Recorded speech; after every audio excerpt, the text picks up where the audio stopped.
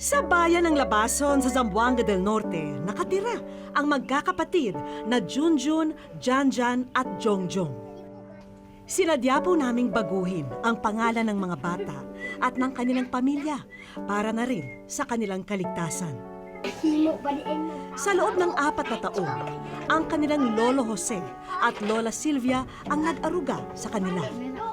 Akong mga apo, butan na siya kay kuan usahay ka na mga bata gon, mga bulyagon. Luoy kaayo ang mga bata nga walay ginikanan. Kahit hirap sa buhay, ay ginagawa nila ang lahat para sa ikabubuti ng mga apo. Pinupunan lang daw kasi nila ang pangungulila ng mga bata sa magulang. Sabi ni Mama ay babalik siya. Hinihintay namin siya. Mama, balik ka na dito. Mag-isa namang nakikipagsapalaran sa Maynila ang ina ng mga bata na si Joanne. Masakit para sa kanya na malayo sa mga anak. Inisip kong kalagayan nila na dapat sana ako nandyan sa tabi nila. Hindi ko nagawa. Kasi natalo ako sa takot na baka madamay sila.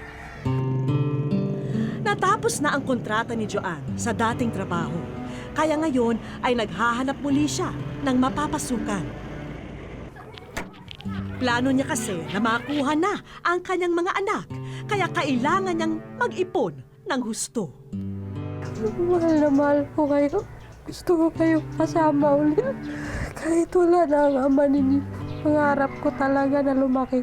Lumaki sila sa akin. Lumaki sila na ako yung mag-alaga sa kanila. Sa araw na ito, ay may hatid kaming mensahe para kay Joanne.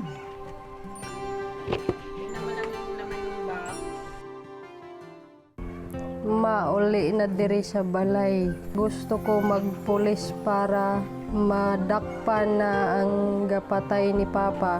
Pag uwi mo, bilhan mo ko ng laruan, makaon, ice cream, nilas. Miss na miss ko na rin sila. Tsaka gusto ko rin silang makita. Gusto ko rin silang mayakap. Kasi matagal ko na rin pinangarap na mangyari yung magkasama kami ulit. Wish ko lang maraming salamat po dahil binigyan niyo po ako ng pag-asa na matupad yung mga pangarap ko para mabuo muli yung pamilya ko na. Sinama namin patungong Zamboanga si Joanne. Pagkadating sa lugar, agad na dumiretso si Joanne sa kanyang mga anak. Hello, Jay! Naging mailap kay Joanne ang mga bata dahil na rin sa tagal ng panahon na hindi sila nagkasama. Kuyog mo na ako. Palong dahil mama. Hindi na. Sino ba yun? Hindi na nga suri si Mama Ayaw na nga ni sulis mama. Hindi na, be. Pero maya-maya lang ay napawi na ang tampo ng mga bata sa kanilang ina. Salamat. Salamat ma. Sa programa po na tumulong sa akin, maraming salamat po sa inyo kasi nabigyan po ng pagkakataon na makasama ko muli mga anak ko. Isinama namin ang mag-iina sa isang resort para makapag-bonding sila.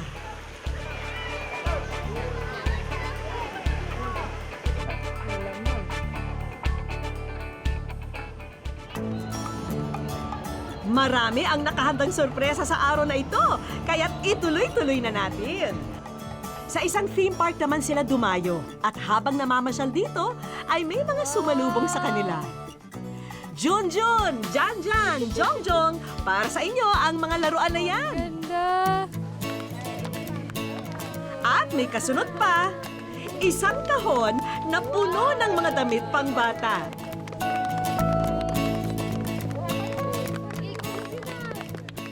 Sobrang saya po. Salamat po. Pwede ka na rin magsimula ng negosyo, Joanne. Sobrang saya ko po talaga. Maraming salamat po. Sa wakas, magkaroon na rin po ako ng pangkabuhayan. Maari mo na ring isabay ang pag-aaral dahil merong scholarship training na para rin sa'yo. Hindi lamang yan, may pahabol pa. May siguradong trabaho na ang naghihintay sa'yo dyan. Hindi ka na muling mahihirapan sa paghahanap ng mapapasukan. Sobrang saya ko po talaga.